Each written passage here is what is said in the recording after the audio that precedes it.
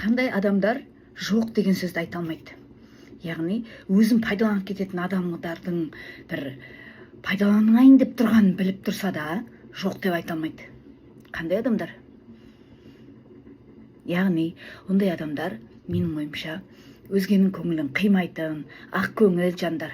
Бірақ бұл қоғамдағы ең ащы шындық, ақ көңіл адамды, жайдарлы адамды ешкім сыйламайды. Яғни оның сыртына қарап, күліп тұрғанына қарап, бет алды күле береді, ішінде мұңы бар деген сияқты айтатын психологтарды да естігем. Ол күлген адам, ол іші таза адам негізі.